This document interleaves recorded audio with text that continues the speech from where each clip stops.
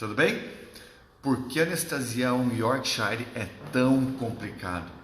Será que é complicado assim mesmo? E eu sou Rafael Neves, sou médico veterinário, esse é o Café com Anestesia. São encontros que eu faço geralmente toda terça e quinta, onde eu discuto as melhores formas de realizar anestesia, as formas seguras de realizar anestesias, do pré ao pós-anestésico. Então, hoje eu vou falar sobre anestesia em Yorkshire. Conversei com alguns de vocês semana passada, onde eu postei uma anestesia que eu fiz em Yorkshire. Perguntei se algumas pessoas tinham receio, o que trazia esse medo para essas pessoas, e as respostas foram as mais variadas, né? As pessoas realmente, assim, eu tenho conversado com muita gente e eu vejo alguns colegas às vezes me dizer: Rafael, quando é York eu passo a bola. Não, quando é Yorkshire eu tremo na base. Não, quando é Yorkshire dá uma certa aflição, né, na hora de anestesiar esse tipo de paciente. E por que isso acontece, né? Eu vou discutir isso aqui hoje. Vou tentar mostrar como eu, que também já tive receio, que também já tive os meus medos, não cheguei a passar a bola para frente, fazia, mas o coraçãozinho apertava e disparava. E aí, com o tempo, eu fui percebendo formas de conseguir contornar essas alterações ou essa instabilidade que pode acontecer quando a gente anestesia o Yorkshire. Teve um comentário que eu achei muito engraçado, que eu deixei aquela caixinha aberta, né? Onde uma das pessoas que escreveram falaram: não, ou o York está vivo ou o York está morto, né? Ele não tem o meio termo, que é onde a gente mantém ele durante uma anestesia. E realmente, assim, é fato. O que nós observamos é uma maior oscilação, uma maior variação desse paciente no nosso transanestésico. Bom, por que isso acontece? Por que provavelmente isso acontece? Olha só, existe um estudo, né, que foi publicado em 2020, onde ali ele estava dizendo, eu vou começar mais ou menos por esse caminho, tá? Onde ele estava dizendo quais eram os índices de óbito, os índices de fatalidade em procedimentos anestésicos. Foi um grande estudo que foi feito. Isso foi publicado em 2020 e se chegou aí em alguns valores, mas lembrando que esse estudo foi feito com procedimentos anestésicos em que envolviam profissionais anestesistas especializados ou não, ou clínicos que anestesiavam, né, alguma situação assim. Então é um pool de informações. E dentro desse parâmetro aí, dessa quantidade de informação que tinha, foi estabelecido que o índice de óbito ou fatalidade dentro da anestesiologia veterinária, ela estava mais ou menos embasada em torno entre 0,35% a 1,2% de chance de óbito ou fatalidade durante o procedimento anestésico em cães. Se você pensar friamente, você vai falar: nossa, então é pouco, né? 0,35% a 1,2% é pouco esse índice de óbito ou complicação ou fatalidade durante uma anestesia. Vamos comparar com a medicina humana?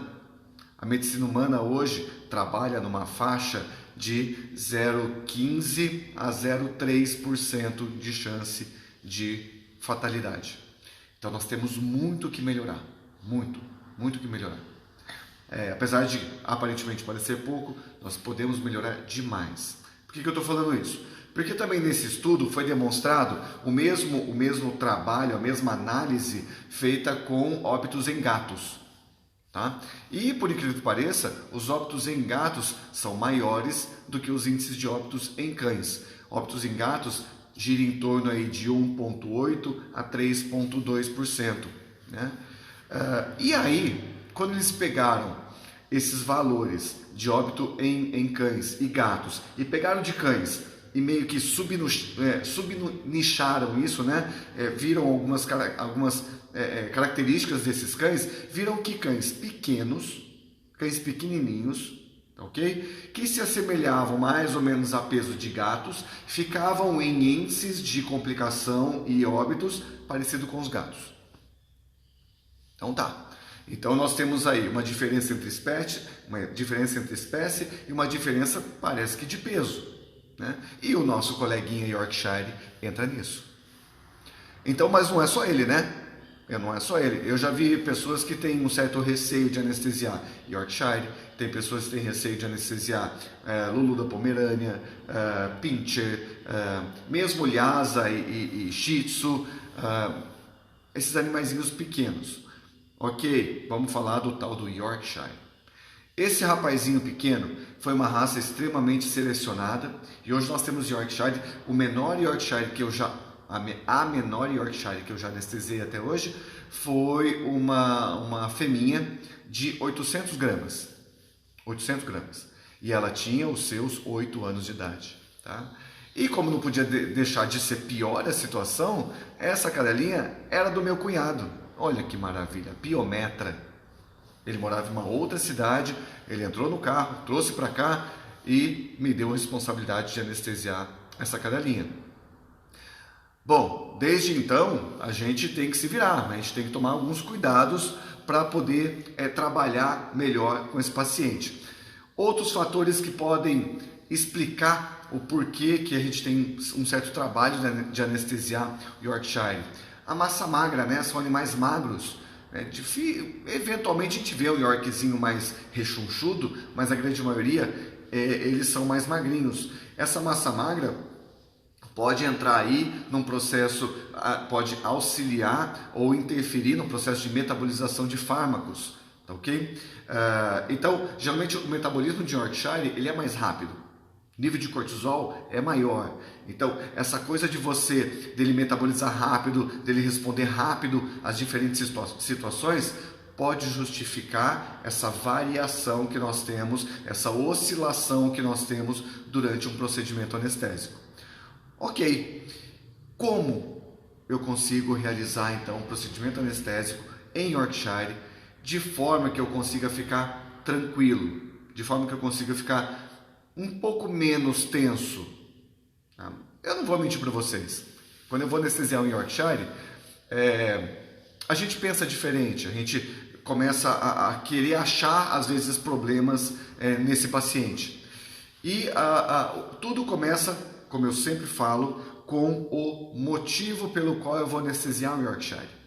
Tá? Na verdade, esse padrão do motivo é o que começa a nortear a minha anestesia. Então, por que eu vou anestesiar ele? É um procedimento odontológico? É uma cavidade abdominal? É uma ortopédica? É uma coluna? Há um tempo atrás eu anestesiei um Yorkshire para um procedimento de coluna, procedimento de 4 horas. Né? E a gente tem que fazer. A gente tem que dar estabilidade nesse paciente. E eu mantive esse meu paciente estável durante as 4 horas. Como eu consegui fazer isso? Vamos conversar sobre isso. E aí, a partir desse ponto, depois do motivo pelo qual eu anestesio o meu paciente, eu passo para uma segunda etapa que eu chamo de mapeamento. Tenho falado bastante disso, né? Motivo e o mapeamento. O que é o mapeamento? É reconhecer o meu paciente. Eu já sei que é um Yorkshire, macho ou fêmea. De repente, isso pode até mudar o motivo pelo qual eu vou operar, eu vou anestesiar ele, né? Idade. Outra coisa que ajuda, mesmo sendo Yorkshire, é a idade. Animais mais jovens respondem mais drasticamente aos problemas ou ao estímulo que o meu colega cirurgião pode dar a eles. Tá? Então ele pode responder mais drástico. Animais mais idosos, eles costumam responder de uma forma mais lenta, mais tranquila. Quem pode responder isso provavelmente é o sistema nervoso autonômico, onde com o passar da idade ele aprende a responder de uma forma mais aceitável. Ele já passou por tanta coisa na vida dele que ele chega num ponto que ele fala: tá bom, esse estímulo eu já conheço, eu sei como é que eu tenho que responder. Por isso que eu adoro anestesiar paciente velhinho.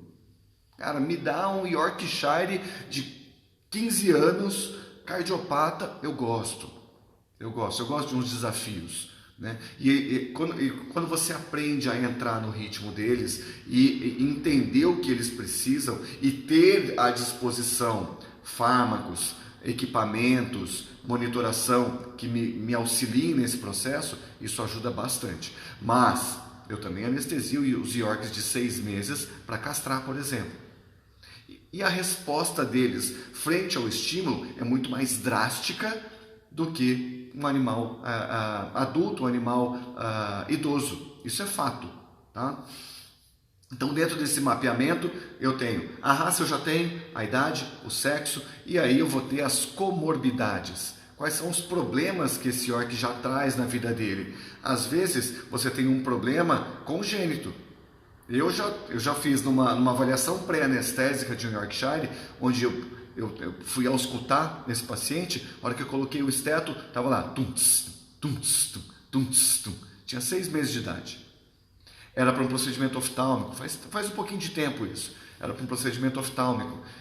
A hora que eu auscultei esse paciente, ele tinha feito uma úlcera de córnea, então teoricamente tinha que fazer um flap, tinha, né, aquelas coisas de oftalmo, e a hora que eu auscultei, um sopro considerável. A colega fez um tratamento tópico nesse paciente, foi para a CARD no dia seguinte, PDA, né? Persistência de ducto arterioso. E aí houve todo um trabalho em cima disso para que a gente pudesse voltar com ele e aí anestesiar devidamente esse paciente. Então, ter ideia de que a idade pode interferir diretamente nessa estabilidade é fato, ok?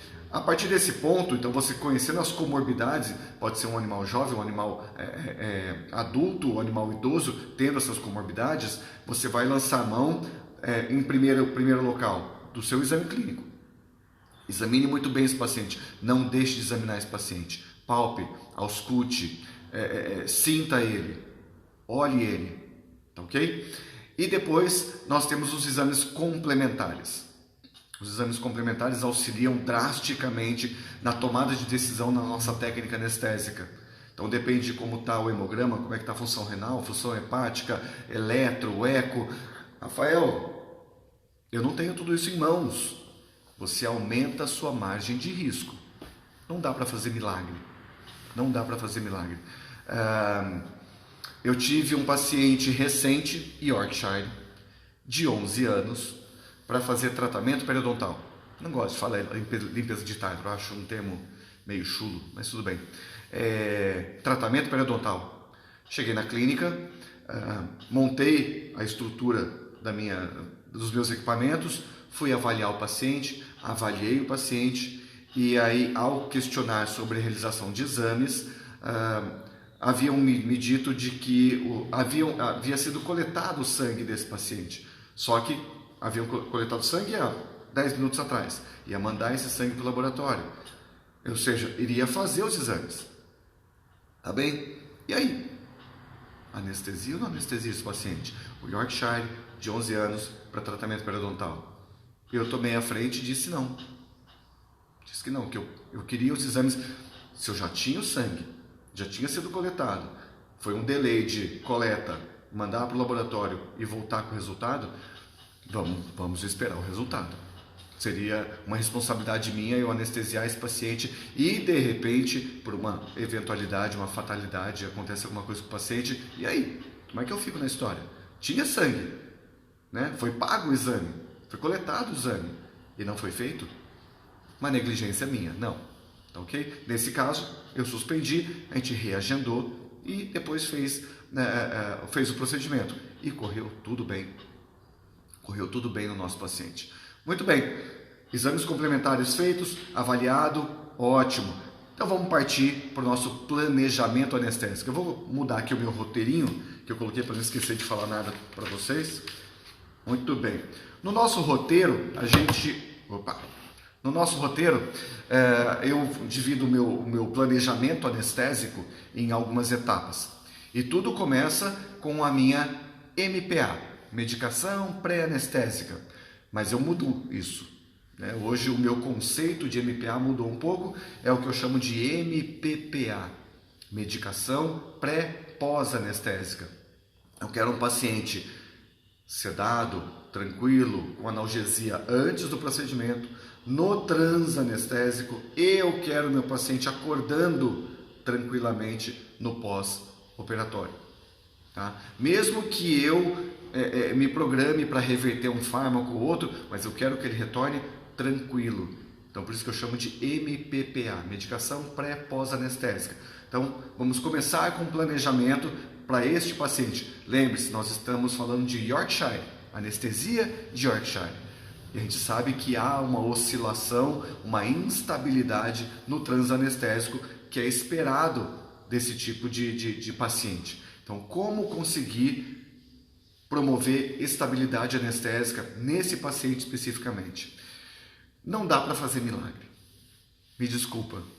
Se você ainda anestesia com ketamina e xilazina, se você anestesia usando tramal de pré-medicação, indução com propofol, manutenção no ISO, você não vai conseguir essa estabilidade. Eu tô sendo o mais sincero possível, não dá.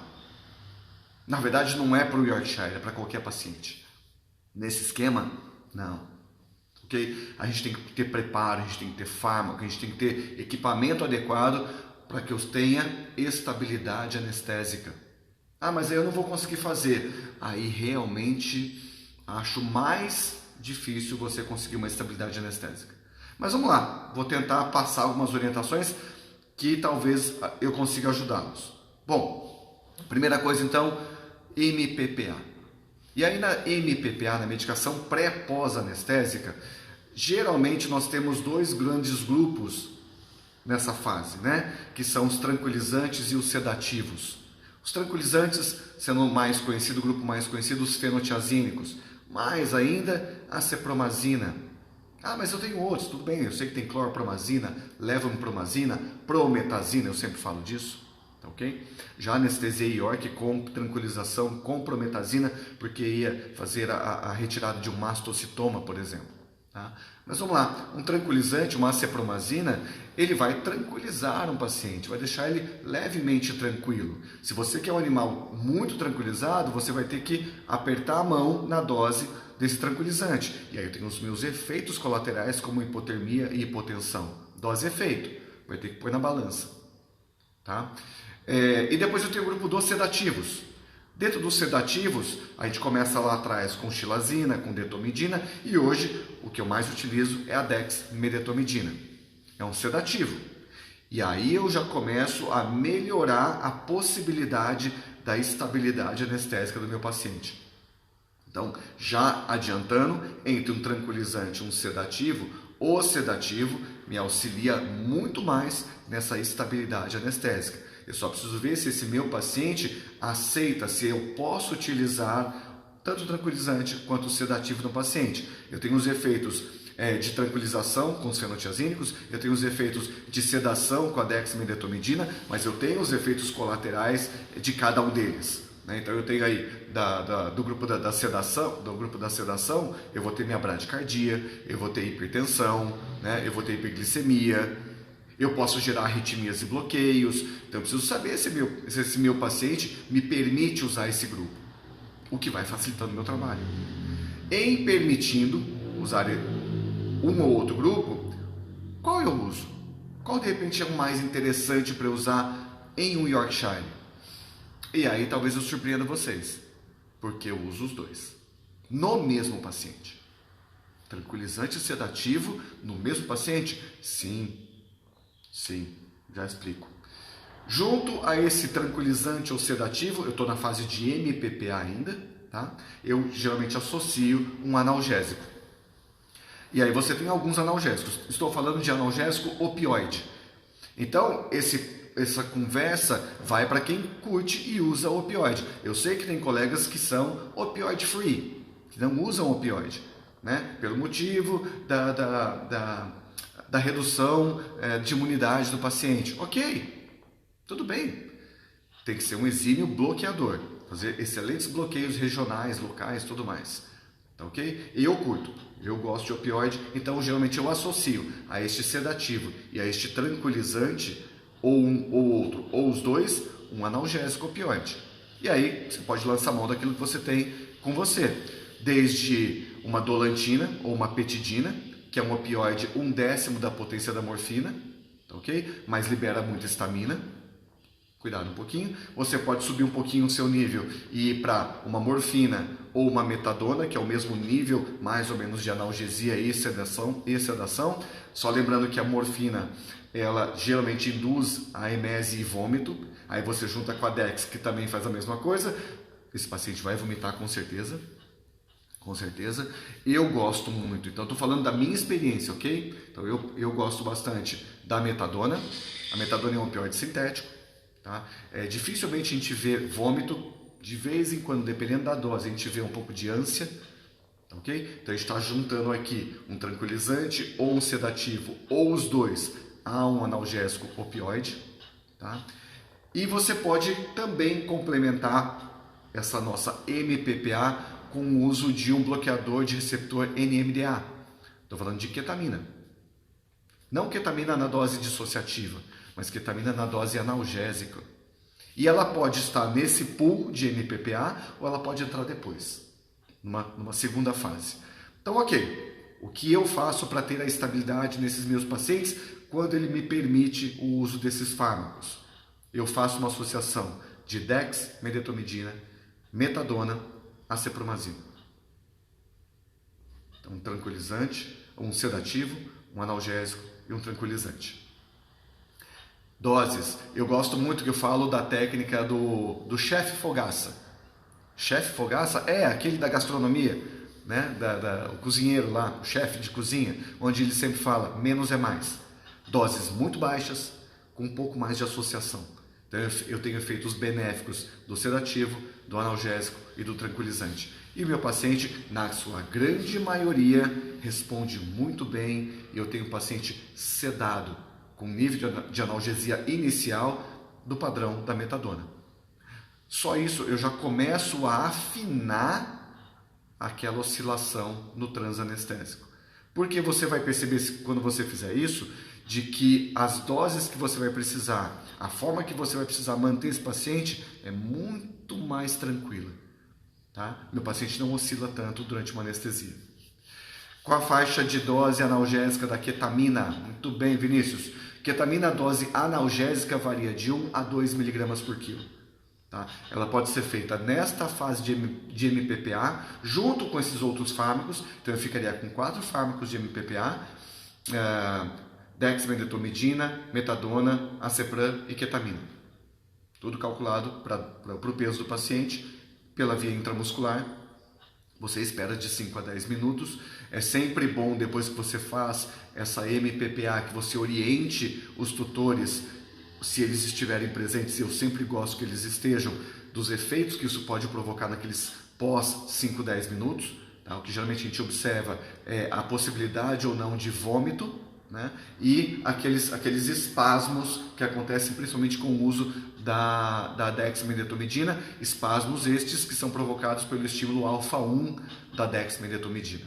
Tá? Então, se você souber o que você está fazendo, você orienta o tutor, ele fica de boa, mesmo que vomite, mesmo que tenha aqueles tremores, ele sabe que você orientou, ele sabe o que você está fazendo. Tá bom? Ok, preparado, meu paciente? Beleza? Podemos induzir e colocar ele em plano? Até pode. Pode ser que só por isso você já consiga uma certa estabilidade ou reduza aquela instabilidade do Yorkshire durante uma anestesia. Só fazendo essa MPPA de uma forma bem mais tranquila. E, de novo, Rafael, por que você está juntando um tranquilizante e um sedativo no mesmo processo de MPPA? Porque o tempo de ação desses dois grupos é muito diferente. A dexmedetomidina dura em torno de 40 minutos. A acepromazina dura em torno de 3 horas. Vamos falar de um procedimento de rotina, né? De castração eletiva, macho ou fêmea de York, macho mais rápido, fêmea um pouquinho mais demorado, mas ao final do procedimento, nesse tempo aí, a Dex vai embora. Geralmente eu não tenho mais revertido a Dex. Mas se eu faço só com Dex e ela vai embora, esse paciente volta muito agitado, porque não tem ninguém que segure ele. E aí entra o papel da acepromazina, que mantém o paciente tranquilizado num pós-operatório, MPPA. Além disso, nós sabemos, para quem está acostumado a usar dexmedetomidina, que ela faz uma hipertensão, né? Ela provoca vasoconstrição periférica, aumentando a pressão sistêmica. É fato. E para quem está acostumado, sabe que ela dá um pico hipertensivo inicial. A cipromazina é vasodilatadora. E aí eu dou uma equilibrada nisso. Estabilidade do meu paciente. Fica muito gostoso de trabalhar. Ok? Muito bem. Fizemos então a nossa MPPA.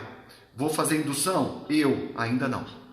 Eu preparo o que eu chamo de coindução, tá? Ou pré-indução, que é a utilização de outros fármacos que vão alterar a farmacocinética dos anestésicos gerais, da manutenção da anestesia geral.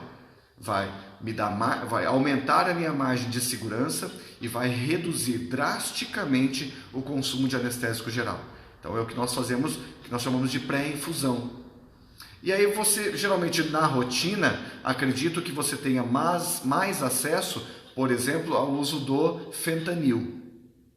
Né? Acredito que você tenha mais acesso ao uso do fentanil. O que é muito interessante, o uso do fentanil. Para quem sabe usar, e eu já falei disso aqui, tem lives que eu já expliquei a técnica de se usar o fentanil, a diluição do fentanil. Dá uma buscadinha lá, senão isso aqui vai para mais de hora de eu ficar falando aqui. Ok? Mas de qualquer forma, então, se você vai fazer uso do fentanil como coindutor, então faz o seu bolus inicial de fentanil IV lento, atinge o nível de concentração plasmática que você precisa, e tem técnica para isso, técnica clínica de fazer isso, e depois você faz a sua manutenção de analgesia com o fentanil. Rafael, eu não posso só fazer aquele bolus de fentanil durante o procedimento? Até pode.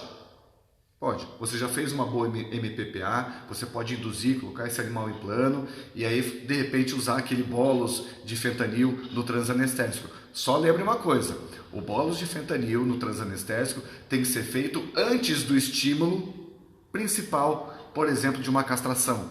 Numa fêmea, é o momento da atração do pedículo. Não espere ter atração de pedículo, não espere ela ter taquicardia, ela se mexer e aí você reclamar que o paciente não tem estabilidade. Não, você tem que preparar esse paciente para que ele não tenha o reconhecimento do estímulo de dor. Por isso que eu recomendo você começar com a analgesia antes, na pré-infusão. Então faça a pré-infusão e faça a infusão, a manutenção constante desse analgésico mais potente do que você usou um outro opioide, por exemplo, na sua MPA. Tá? Na minha rotina, o que eu gosto de trabalhar não é com fentanil. Eu gosto de trabalhar com remifentanil. 500 vezes mais potente que a morfina. O fentanil é 120 vezes mais potente que a morfina. O remifenta é 500 vezes mais potente que a morfina. Prefiro ele. A cinética dele é muito mais estável, ele é muito mais rápido, tanto para começar, depois para tirar do meu paciente. Então eu faço a minha coindução com remifentanil, geralmente associado à ketamina, em infusão. O target inicial do remifentanil é de 5 minutos. Então eu preparo meu remi, ponho na minha bomba, coloco no meu paciente, aguardo 5 minutos, ele vai sedar mais ainda. E aí a quantidade que eu vou usar de indutor, de propofol, ou mesmo um ISO na máscara, é mínima. Eu estou falando de potencializações que chegam a 90% de potencialização de um anestésico geral. Traduzindo, eu vou usar 90% menos anestésico geral para manter esse paciente no transanestésico. É possível fazer isso? É a minha rotina. Agora você imagina o quanto esse paciente vai oscilar num transanestésico? Quase nada. Praticamente nada.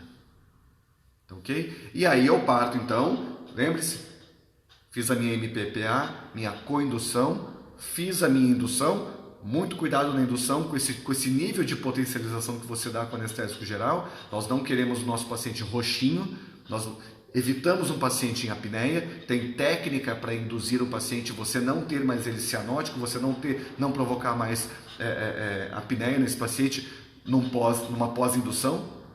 E se acontecer, tem técnica para que você não se torne refém de uma apneia. Quem resolve uma apneia no paciente é a própria apneia, já falei disso aqui. É um monte de coisinhas que vai dar condições para que você tenha estabilidade no seu paciente. E a partir daí você parte para a sua manutenção anestésica. né? A grande maioria das pessoas hoje utilizam a PIVA, anestesia parcial intravenosa, como técnica de manutenção. E ótimo, eu adoro uma anestesia inalatória. Faço muita anestesia inalatória, ok? Dá para se trabalhar muito bem, mas é fato. Se eu quiser comparar estabilidade anestésica entre inalatória e TIVA, não dá para começar a comparar, porque a TIVA, a técnica de TIVA, me permite uma estabilidade de plano muito maior do que a inalatória. Porque a inalatória eu dependo da respiração do paciente. A TIVA eu dependo de um sistema cardiovascular só para poder distribuir.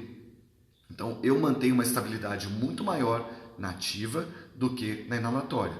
Se eu tenho a opção dos dois e se eu posso optar por uma das duas técnicas do Yorkshire para estabilidade anestésica, eu parto para a TIVA. Não tendo com a inalatória, com tudo isso que eu tenho falado, a estabilidade é fantástica também. Tá? Então dá para se trabalhar com esse paciente com uma grande estabilidade, uma grande segurança para esses pacientes. Demanda conhecimento, demanda técnica, demanda equipamento, porque eu estou falando de bomba de infusão, né? Eu estou falando de um equipamento bom de anestesia, com seu vaporizador calibrado, bem calibradinho, ok? Eu estou falando de uma monitoração desse paciente. Agora, se você ainda continua tendo aquela cabeça de fazer um Acepran e Tramal de pré-medicação, induzir com Propofol e manter no ISO, me desculpa, foge do York. Não tem milagre. Não tem milagre. Ou você vai ter que afundar esse paciente na anestesia, tá? O que não é nada interessante, mesmo porque Tramal e Acepran, o Tramal hoje ele é considerado como ansiolítico praticamente, sem muito efeito analgésico, né? Propofol e ISO não dá analgesia. Não promove analgesia.